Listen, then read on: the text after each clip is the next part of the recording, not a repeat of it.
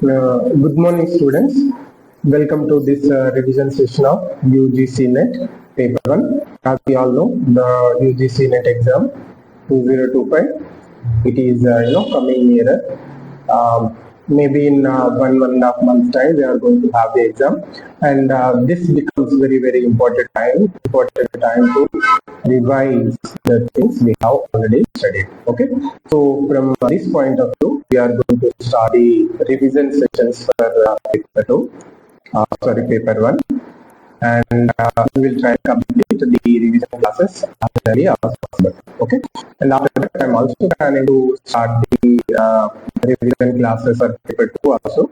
So I'll be teaching for social work. Okay, we will see the revision classes for social work also. Okay, and let's hope that we will also complete those revision classes within the time frame that we have. Okay, and you know very well, from the paper 1 in the exam we will be getting 50 questions for which you have 100 marks, and in the paper 2, okay, the subject we have chosen, in that you will get 100 marks, and you will get 100 questions, and for that you will get there are 200 marks. Okay, so out of 300, you have to, or your rank will be decided. Okay, and I want to mention something here, that most of the times the students neglect paper 1 because first thing is, it is not the main subject that you are writing, and it is common. Paper 1 is common to each and every person, each and everyone that who are taking the exam.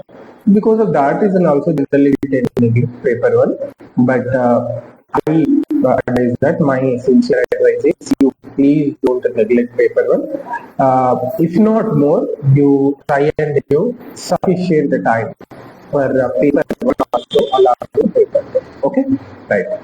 Keeping these basic things in mind, we will go and see the revision things, or revision items that are there. You see, first I am choosing higher education. Okay, higher education system in India as the first chapter to review, because it is very important, and from the point of view of examination, it's very important. Previously also we have got several questions from this area, and I would say this is the low hanging fruit. If you get the things, if you revise this topic, you are assured that you are at least you have got 5 to 7 marks in paper 1. Okay, so without wasting much time, we will go and see the aspects that are there in higher education in India. Okay, so today in the higher education chapter, I am taking 2 areas. Those are structure of the higher education system in our country or in India, and historical evolution of higher education in our country. Okay, these are the 2 areas that we are going to see today. Right? First, we will understand the structure of higher education in our country. You see, in our country, the education or system we have, or the structure we have, we can say we have a 3-tier structured system. Okay, so what are these 3 tiers or 3 structural aspects? At tier 1, we have universities. What are these universities? These are degree awarding institutions. Okay, and we can say these are at the highest level, the hierarchy of higher educational system. Okay, and these further can be divided into central, state, deemed to be universities, and private universities. We will see about them. Don't worry, in types of universities we will see them. Then at the tier 2 level, or at the secondary level, you have colleges. What are these colleges? These colleges are affiliated to one or the other universities. Remember, they are not independent, they are affiliated to universities. By because of their position, they cannot award degrees. Okay, they have to on behalf of these colleges, the universities to which they are affiliated, those universities will grant the degrees. Okay, then at the third tier level, you have departments. What are these departments? They function under the universities, and they are specialized in particular departments. Okay, so this is the structure. You remember, tier 1 universities, tier 2 colleges, and the tier 3 departments. Okay, Then types of higher educational institutions we will understand. Okay, you see, first type is central university, like we have seen in the structure itself. So at the first level, you get the central universities. Generally, or central universities are under the Ministry of Education or Ministry of Human Resource and Development. The examples are Delhi University, Jawaharlal Nehru University, then Benares Hindu University. These are examples. Some examples are the same central universities. You can also take Jamia Millia Islamia. Plenty of central universities are there. Okay. Then the second type of institutions are universities are state universities, meaning what? They are established by the state governments and they are administered under the law passed by the state government. When you compare that to the central university, what is the meaning of central university? You see, central universities are established by the central government and they run according to the law made by the central government or by parliament. Laws passed by the parliament.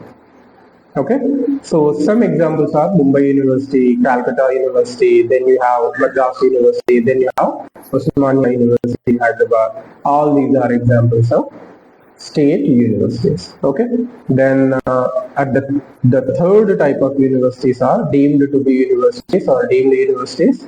You see, they are declared under the UGC Act. There is UGC Act, and according to in the UGC Act, there is Section 3. So under Section 3, certain universities meeting certain criteria, they are declared as deemed to be universities or deemed universities. Examples are IISc, Indian Institute of Science, TIS, Tata Institute for Social Sciences. These are some of the famous examples of deemed universities. Okay. Then you have private universities as the fourth category. What are these? You see, private universities are established under a state act and they also have to follow the norms laid down by UGC, University Grants Commission. Okay. Some famous examples are Amity University, Asoka University, LPU, Lovely Professional University. These are the examples for private universities. Okay. Then finally, you have another category. Strictly speaking, this is not a type of university, but some important universities have been identified as institutes of national importance. Means they are very, very important. Okay. How they have been passed? Through the acts of parliament, certain institutions have been recognized as institutes of national importance. What are those?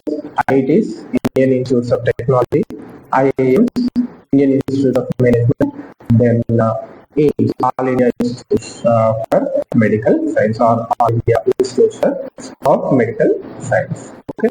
So in these ways, we can divide the higher educational institutions in our country. Okay. One fact we will see, as per the data that is released by UGC, as of 2024, India has 1,100 plus universities or central, state and deemed to be universities, and 43,000 plus colleges in our country. Okay, which is a huge number, which makes us the third largest ecosystem of higher educational institutions, third largest, you remember, after USA, United States of America and China. Okay, we are the third largest ecosystem for higher education institutions. Okay, correct. This is the structure that you have to know about the higher education system in our country. Then we will briefly examine the historical evolution of higher educational institutions in India or higher education system in our country. Okay, ancient period. You go to the ancient period. You see, there was Takshashila University. Now also we hear its name. It was in present day Tashkent province of Afghanistan-Pakistan border. Okay, you see, it was there since 16th century BCE, before Christ existed, and it was the first known university-like institution, not only in India, not only in Indian subcontinent, but for your wonder, in the entire world. So we can say we have given to the world the concept of university. Okay, and in history you will also study some famous personalities have come out of this university. Okay, personalities like Vishnu or Kautilya, then Charaka, the famous doctor or the health specialist that you will study in history. All these people, it is attributed that they have received their education from this university. Then you know very well the other famous institutions or universities: Nalanda University, Vikramshila University, Vallabhi University. Okay, these were universities, and not only that, they were Buddhist centers of learning. Okay, not only Indians, many foreigners, including Chinese, have come and get or got educated in these learning centers. Okay, what was the learning system in these ancient universities? You see, they have followed the Gurukul system of teacher-student learning, and the emphasis was there on holistic education. Okay, not segmented education, not silos education. The focus was on holistic education. Okay. Then what was the curriculum? Subjects like philosophy, logic, medicine, mathematics, grammar, along with some religious studies, they have been taught in these universities. Okay. Right. Then we come to the medieval period. You see, in the medieval period, you will see a group of madrasas under the patronage of Muslim rulers or Muslim kings. Okay, and accordingly, the focus was on theology, means study of religious texts or religious books like Quran, Sharia. Okay, the emphasis was on these things. Okay, then apart from those things, emphasis was also on subjects like logic, astronomy. These were also okay. Then at the time, the notable centers of learning were cities like Delhi, Lucknow, Bihar, etc. Many other centers were there. Allahabad, okay, Peshawar, etc. Several other centers were also there. Okay. Then colonial period, you have to remember this is a very, very important area. Certain committees or commissions are there. You have to know about each and every committee and what is their major recommendation or major contribution. Okay. Right. In the colonial period, the first landmark development with respect to higher education was Charter Act of 1813. What it has done, it has allowed East India Company to fund the education in our country, including higher education. Okay, but that is the different story, because the Anglicist Orientalist controversy, the funds have not been actually spent until 1833. Okay, that was only broken after 1830. That is the different story. But however, this act allowed East India Company to fund education in our country. Okay. Then another important development was Macaulay's minutes that have come in 1835. You see this Macaulay's minutes have ended the Anglicist Orientalist controversy. What is this exactly, this controversy? The controversy was whether students have to be taught in the local medium or the Indian languages, or they have to be taught in English language. Okay, that was the debate, and Macaulay said that we will end this, and English will be taught. English will be in schools also and in higher education system also. That was what declared by Macaulay's minutes. Okay, you see, he advocated for English education system in our country, including higher education. Okay, then the most important development was Wood's dispatch of 1854. Okay, you see, we can say this laid the foundation for modern education system in our country, including the modern university system. Even now, that at present we have. Okay. See, because of its greatest contribution to Indian education system, it was called as the Magna Carta of English education system in India. Okay, which is the most important development with respect to education in our country. Okay.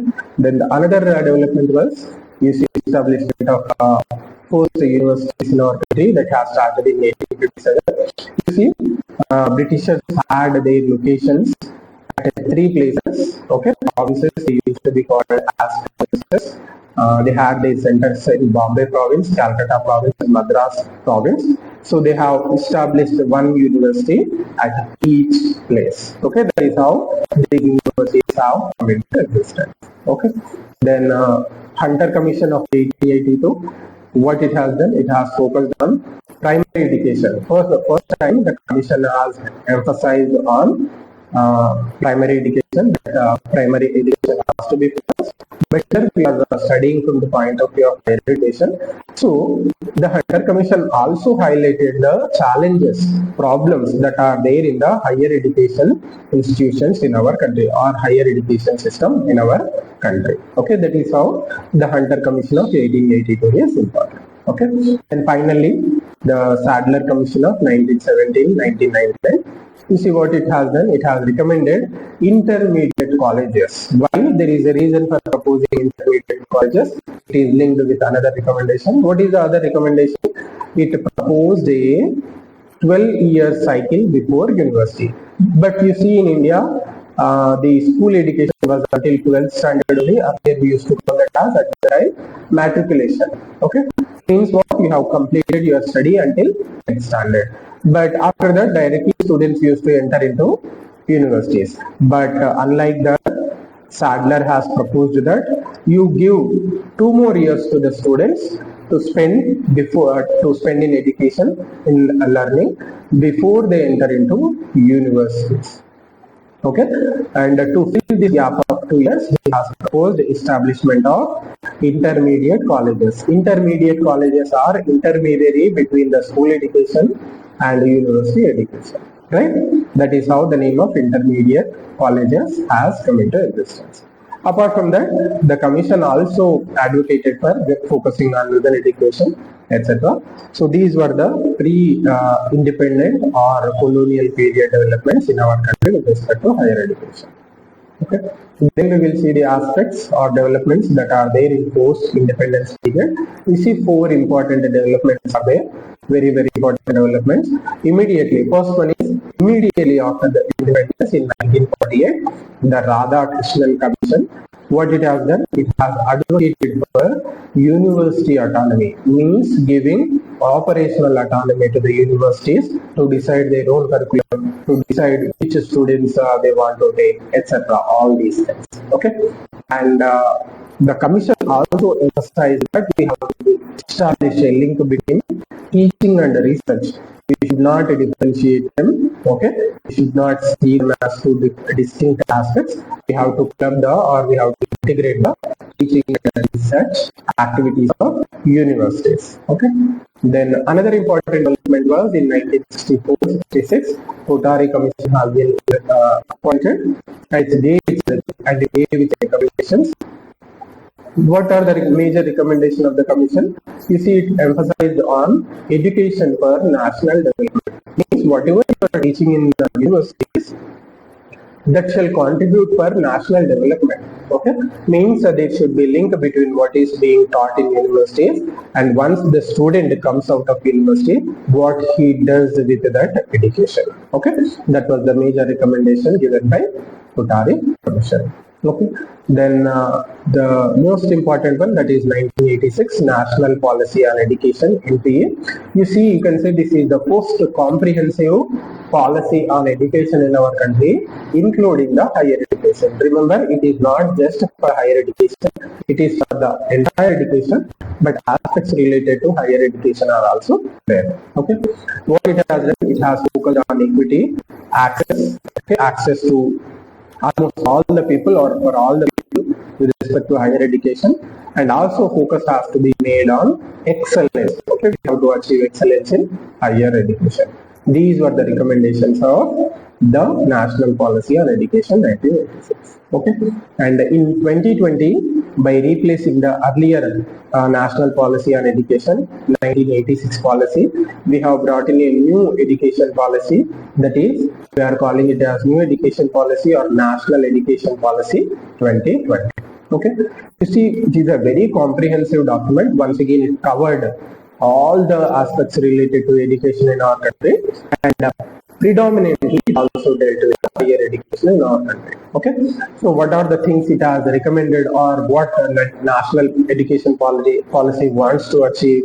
It wants to do certain structural reforms in the education system, and it wants to do multidisciplinary institutions, or it wants to establish multidisciplinary institutions. Means one institution teaching diverse subjects. Okay, it is dealing with diverse areas. That is the meaning of multidisciplinary universities. Okay, then it also kept a target of 50% gross enrollment ratio has to be achieved by 2035. What is the GER now for higher educational institutions or in the higher education? It is close to or little bit more than 25%. Okay, so the policy has come in 2020. So it kept a target of in the 15 years, the gross enrollment has to be doubled to 50% by 2035. Okay, these were the major developments in the higher education system post independence, once we have achieved the independence. Okay, right. You see certain key aspects are there in our higher education system.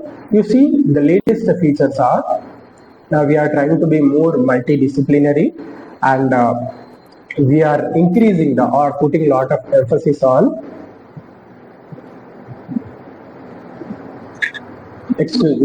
we are putting a lot of emphasis on integrating the vocational education system into the formal education system. You know very well, in our country, the vocational education system is neglected, or it is looked down by the students, by the parents.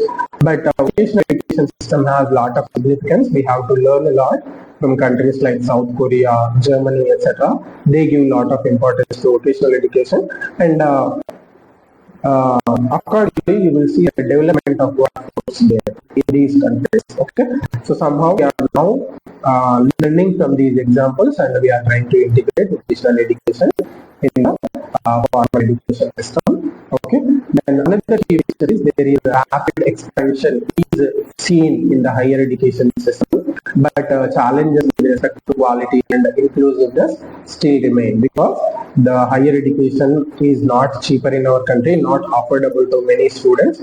So there are questions about inclusiveness. Okay, in the higher education system. Then finally, we are focusing on digitization because of the tech revolution or digital revolution. The higher education system is also trying to adapt to that by popularizing these online courses, distance courses, etc. And we are trying to align the global best practices into our education system through the national education policy that we have adopted recently. Okay, so these are some of the latest features you can find in the higher education system in our country. Okay, so this is for this lecture, and in the next class we will see some other aspects of higher education system in our country. Okay, so that's it for today. See you next time. Until then, have a very good day.